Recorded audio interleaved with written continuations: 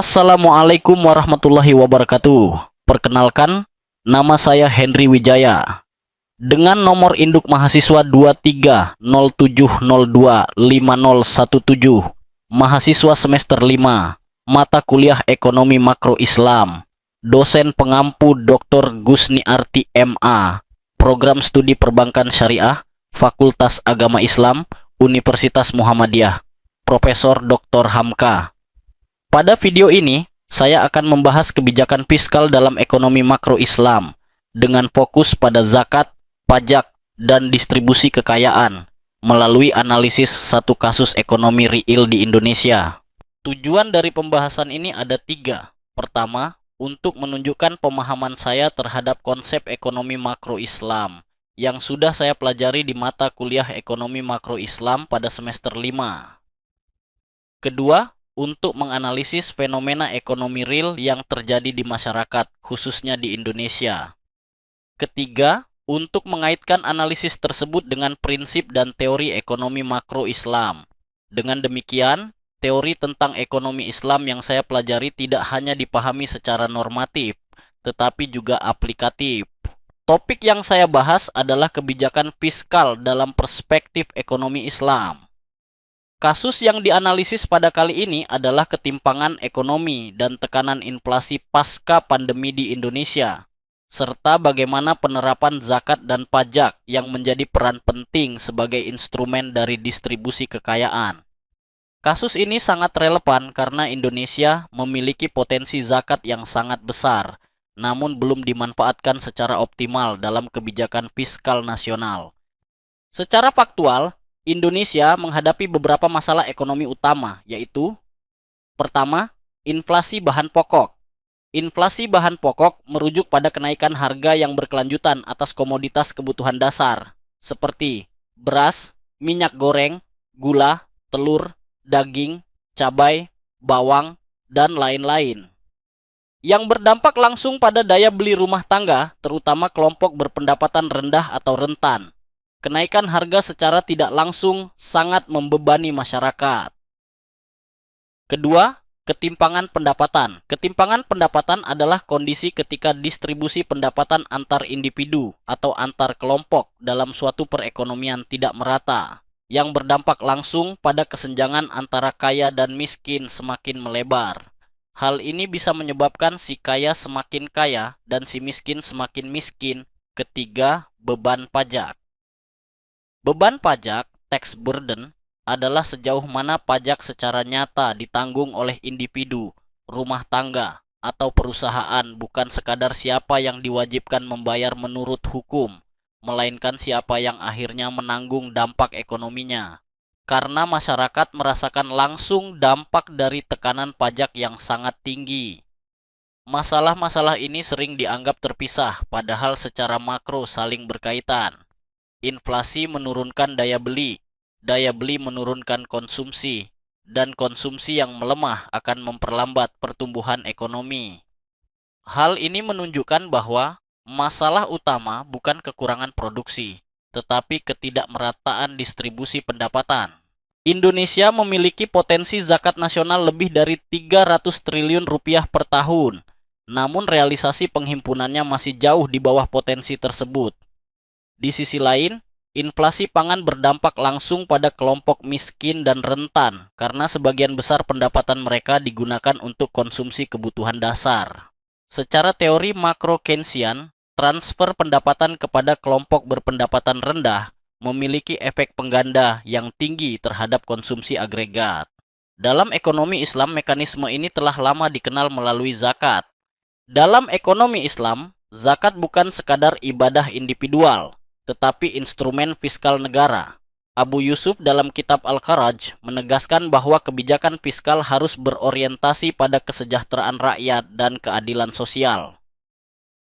Hal ini diperkuat oleh Al-Quran surat Al-Hasyr ayat 7, yang menegaskan bahwa kekayaan tidak boleh hanya beredar di kalangan orang kaya saja. Artinya, distribusi kekayaan merupakan tujuan utama kebijakan ekonomi Islam. Dari sisi pendapatan nasional, zakat meningkatkan pendapatan kelompok mustahik sehingga menaikkan pendapatan efektif masyarakat. Dari sisi konsumsi, mustahik memiliki kecenderungan konsumsi yang tinggi, sehingga zakat langsung mendorong permintaan barang dan jasa.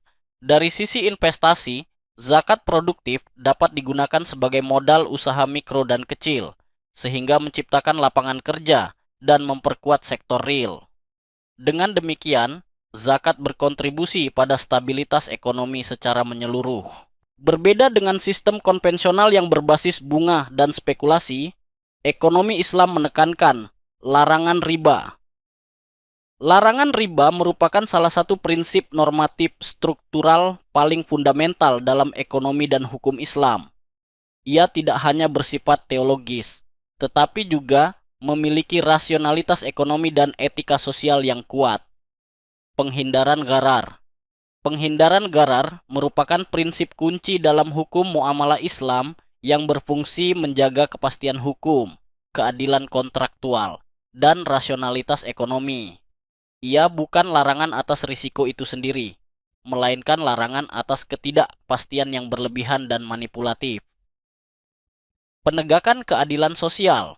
Penegakan keadilan sosial dalam Islam bukan sekadar slogan moral, melainkan kerangka normatif, institusional, dan struktural yang mengatur distribusi sumber daya, relasi kekuasaan, serta akses terhadap kesempatan hidup yang layak bagi masyarakat.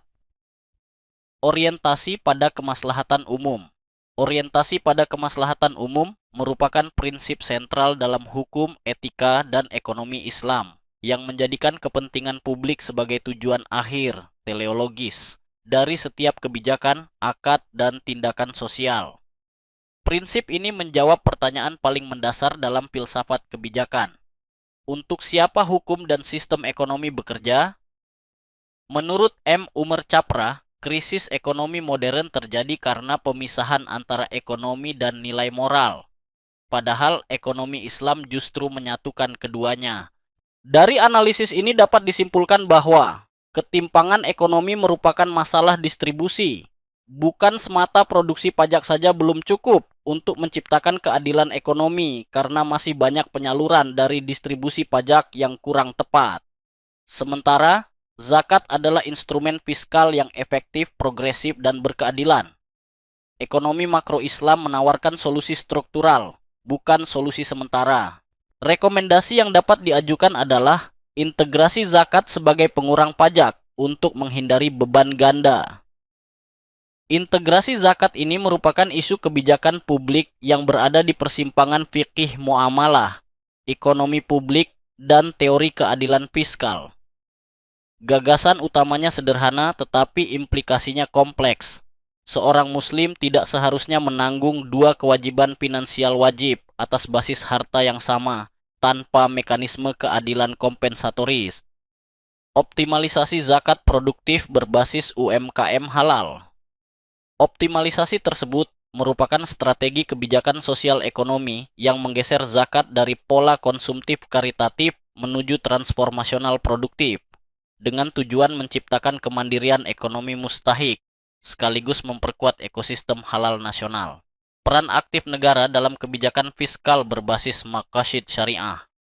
Peran aktif negara dalam kebijakan fiskal berbasis maqasid as-syariah.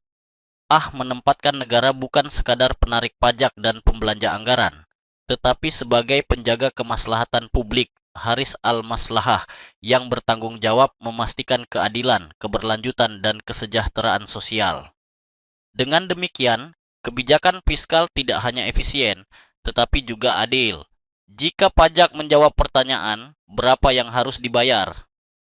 Maka, zakat menjawab pertanyaan, untuk siapa ekonomi dijalankan? Sekian dari saya, kurang lebihnya mohon maaf. Billahi fisabilil haq fastabiqul khairat. Wassalamualaikum warahmatullahi wabarakatuh.